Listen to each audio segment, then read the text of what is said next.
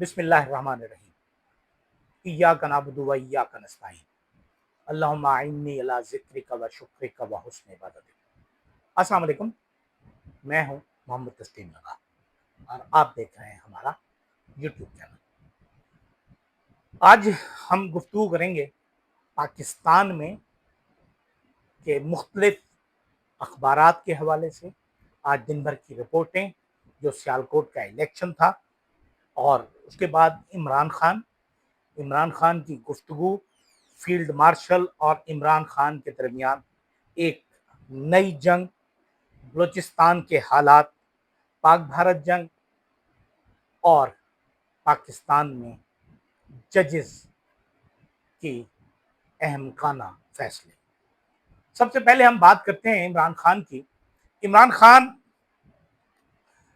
इस वक्त जेल में हैं और गुज़िश्ता रोज़ जो उनकी पेशी हुई थी उसमें जो बयान उन्होंने दिया, जो मुलाकात हुई उनकी वकला से और दोस्तों से और बहनों से, उसमें उन्होंने एक नया कट्टा खोल दिया। उनका बयान इंतहाई खतरनाक है, एक टेंशन है, और इस टेंशन को किस तरह ठीक किया जाए। इमरान खान ने कहा कि जो फिरौनियत के आगे झुक जाता है उसके सब केस मुआफ हैं, मगर जो हक पर खड़ा है वो बेजुर्म भी सजावार ठहरता है। ये बात सच है या झूठ है, गलत है या दुरुस्त है, लेकिन ये बात तय है कि एक ही जुर्म में उन लोगों के साथ सलूक जिन लोगों ने माफी मांग ली, इमरान खान से अलहदगी का ऐलान किया, और उन लोगों के लिए जिन्होंने माफी नहीं मांगी। वो जेर अताब हैं जिन्होंने माफी नहीं मांगी, और जिन्होंने माफी मांगी, इमरान खान से बरात का ऐलान किया, वो मजे से जिंदगी गुजार रहे हैं। जिसकी एक मिसाल अंदलीब अब्बास और डॉक्टर यास्मीन राशिद है। ये दोनों एक वक्त में एक ही गाड़ी में सवार थे।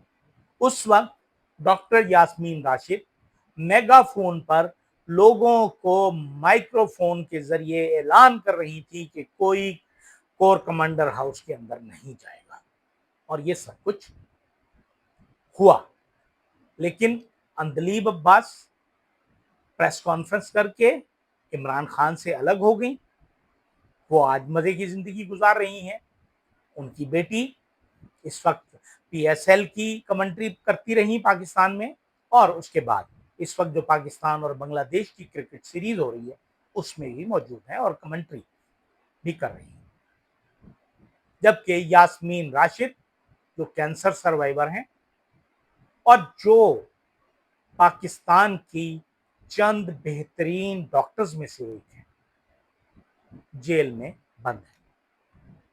अच्छा, अब 9 मई, 10 मई, 28 मई, इस सारे खेल में अगर हम देखें कि 9 मई का कजिया किस तरह हल हो सकता है, मेरे ख्याल में पाकिस्तान में कोई ऐसा नहीं है जो इसका फैसला करे, क्योंकि अदालती कमीशन मिला नहीं और गवाह भी उनके पास नहीं है। और मजेदार बात यह कि उनके पास 2 गवाह हैं, सिर्फ 2 पुलिस कांस्टेबल, जो मियांवाली में होने वाले हंगामों के लिए में भी गवाह हैं, पिंडी में होने वाले हंगामों के भी गवाह हैं, जो लाहौर में होने वाले हंगामों की भी गवाह हैं, और लाहौर में एक जगह पे नहीं, 20 जगहों पर, मतलब सिर्फ 2 गवाह। भाई, इसके लिए आपको ये करना था कि वो सीसीटीवी फुटेज लाते और पूरी की पूरी दिखा देते कौन,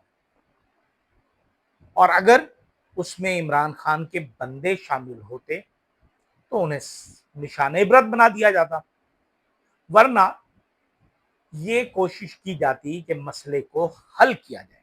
इस वक्त जो जंग है इसमें जनरल आसिम मुनीर ने, फील्ड मार्शल साहब ने के हुक्म से, जिन पर इल्जाम लगाया है इमरान खान ने कि उन्होंने बुशरा बीबी को क्यों تکلیف دی، کیوں پھنسایا، کیوں سزا دی؟ بقول عمران خان کے جب D G I S I کی حیثیت سے ان کا تبادلہ کیا گیا عمران خان کے دور میں، تو انہوں نے ہاتھ پاؤں مارنے شروع کیے اور بشرا بی بی تک بھی کوشش کی کہ سفارش کروائی جا سکے، لیکن بشرا بی بی نے انکار کر دیا کہ میں دفتر کے معاملات میں، سیاسی معاملات میں، حکومتی معاملات میں مداخلت نہیں کروں، اور یہ بشرا بی بی کا قصور ہے۔ اب مزیدار بات یہ کہ جو 190 ملین پاؤنڈ کی بات کی جاتی ہے، اس پر ہم تفصیل سے بات کریں گے۔ وہ پیسہ جو کرپشن کا پیسہ تھا بقول حکومت کے، وہ پاکستان کے سپریم کورٹ کے اکاؤنٹ میں آیا، اور یہ بات اب کی اطلاعات ہیں کہ وہ پیسہ کہاں چلا گیا ہے؟ وفاقی حکومت کے پاس چلا گیا ہے، اور ہمارے جو قابل ترین وزیر اعظم ہیں، جو اس وقت اگر وہ چاہیں تو چاند کو بھی مسخر کر سکتے ہیں، وہ اس کے ذریعے دانش یونیورسٹی کا قیام عمل میں لائیں گے، اس سے دانش یونیورسٹی بنے گی۔ حالانکہ یہ ایک اور غیر قانونی کام ہوگا، یہ پیسہ وفاقی حکومت کا نہیں ہے۔ یہ جو جرمانہ لگایا گیا تھا سپریم کورٹ کی جانب سے، وہ کراچی میں بحریہ ٹاؤن کی زمینوں کے ریٹ میں گھپلے پر لگایا گیا تھا۔ تو یہ پیسہ وفاقی حکومت کا کسی بھی طور سے نہیں ہے، یہ پیسہ ہے تو صرف اور صرف حکومت سندھ اور خصوصاً کراچی کے لوگ ہیں۔ لیکن بہرحال یہ کہانی جب کھلے گی۔ اس وقت جو ہمارے عاصم منیر صاحب ہیں، جو فیلڈ مارشل صاحب ہیں، وہ بدلہ لے رہے ہیں سفارش نہ کرنے کا بشرا بی سے۔ اور مزیدار بات یہ کہ جس شخص نے انہیں ہٹایا تھا، جو بنیادی طور پر ان کا مخالف تھا، وہ تھا جنرل جاوید باجوہ، قمر جاوید باجوہ۔ ان سے تو انہوں نے دوستی کر لی۔ جنرل قمر جاوید باجوہ اپنا کام کر کے چلے گئے، اور اس وقت ہم اگر دیکھیں تو مشکل میں کون ہے؟ پاکستان کے عوام اور پاکستان کی معیشت، پاکستان کا مستقبل اس وقت داؤ پر لگا۔ اور اگر ہم یہ دیکھیں کہ وہ داؤ پر کس طرح لگا ہوا ہے، کہ جو اطلاعات ہمیں غیر مصدقہ مل رہی ہیں، جو مختلف ذرائع سے مل رہی ہیں، حکومت تو اس معاملے میں کچھ کہنے کو کی روادار نہیں ہے، کوئی جواب نہیں دے رہی، لیکن ایک بات طے ہے کہ بلوچستان کے حالات خراب سے خراب تر ہوتے چلے جا رہے ہیں۔ بلوچستان کا مسئلہ کیا تھا؟ پانی، بجلی، روزگار۔ پانی مانگتے مانگتے ہم نے انہیں دھکا دیا، اتنا مارا بلوچوں کو کہ اب وہ پانی کے مطالبے سے بڑھتے بڑھتے علیحدہ ملک کے مطالبے تک پہنچ گئے۔ کیا نعمت! ہم اتنے بے وقوف احمق لوگ ہیں کہ ہم مسئلے کا حل نہیں نکالتے، ہم مسئلے کو بڑھانے میں پیش رہتے ہیں، اور پھر دوسری طرف ہم جاتے ہیں کہ یہ فتنۃ الہند ہے، فتنۃ الہندوستان ہے، فتنۃ الخوارج ہے۔ بھائی پہلے آپ اپنا گھر ٹھیک کریں۔ آپ اپنے لوگوں کو، فیلڈ مارشل صاحب نے اب سے کچھ چند ماہ پہلے ایک تقریب میں خطاب کرتے ہوئے کہا تھا کہ ہمیں اپنے مخالفین کو اس طرح ٹریٹ نہیں کرنا چاہیے کہ وہ ہمارے دشمنوں سے مل جائیں۔ بس اس کے بارے میں مزید کچھ نہیں کہا جا سکتا کہ اوروں کو نصیحت اور خود میاں پھنسی جاتی۔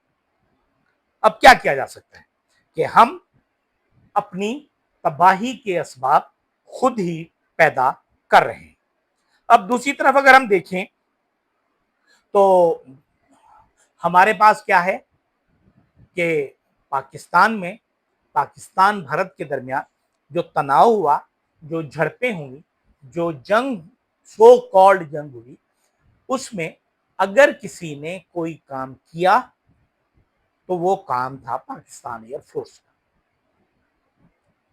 کم از کم جو زمینی حقائق ہمیں مل رہے ہیں، نقصان بھی ہوا تو ایئر فورس کا ہوا، ان بیسس کا ہوا. اگر بھارت کے جہاز گرائے بھی تو پاکستانی شاہینوں نے گرائے، پاکستانی پائلٹوں نے گرائے. ہمارے بری فوج کی کسی میزائل سے کوئی جہاز نہیں گرا. ہم نے فائرنگ کی، ہم نے میزائل چھوڑے، لیکن ہمارے جو میزائل تھے بری فوج کے وہ بھارت میں قابل ذکر نقصان نہ پہنچا سکے. جبکہ دوسری طرف جو بھارت سے آنے والے میزائل تھے انہوں نے نہ صرف 6 تاریخ کو ہمیں نقصان پہنچایا، 24-26 لوگ شہید ہوئے، بلکہ آخری دن 10 مئی کو بھی ہمارے جو مختلف ایئرپورٹس تھے ان پر مسائل ہوئے، ان کو نقصان پہنچا، وہاں تک میزائل گرے اور ہمارے کچھ لوگ بھی شہید ہوئے، جن میں ایک اسکواڈرن لیڈر بھی شامل تھے. ہم ابھی تک کسی بھی بھارتی فوجی کو مارنے کا دعویٰ نہیں کر رہے، لیکن یہ بات طے ہے کہ بھارت کا نقصان جو ہوا وہ صرف جہازوں کا ہوا. اور ہمیں یہ کہا گیا کہ ہم تو زیادہ بھی گرا سکتے تھے، لیکن ہم نے 6 پر ہی اکتفا کیا. اور 6 جہاز کیا گرے، اس کے بعد فوراً ہی ایک کیمپین چلی کچھ صحافیوں کی طرف سے، کچھ چینلز کی طرف سے، کہ ہم نے بدلہ لے لیا ہے. اور حتیٰ کہ بدلہ جو ہے وہ 6 مئی کا لیا، بلکہ انہوں نے 71 کا بدلہ بھی لے لیا. پتہ نہیں کیسے. 71 کا بدلہ تو صرف اس وقت ہی ممکن ہو سکتا ہے جب ہم پاکستان کو 2 لفظ کرنے والے بھارت کے کسی حصے کو بھارت سے الگ کریں. اب سنگاپور میں جو ایک کانفرنس ہو رہی ہے اس میں پاکستان کے chairman chief of joint staff committee اور بھارت کے جو ہیں وہ انیل چودھری صاحب بھی گئے ہوئے ہیں. وہاں ان دونوں نے مختلف طریقوں سے مختلف چینلز کو اپنے انٹرویوز دیے اور اس میں انہوں نے یہ باور کرانے کی کوشش کی کہ یہ جو کوشش ہو رہی ہے ہماری، ہم بہتری کی طرف جانے کی کوشش کر رہے ہیں. بھارتی فوج کے جو سربراہ ہیں انہوں نے بھارت کے طیاروں کا نقصان مان لیا.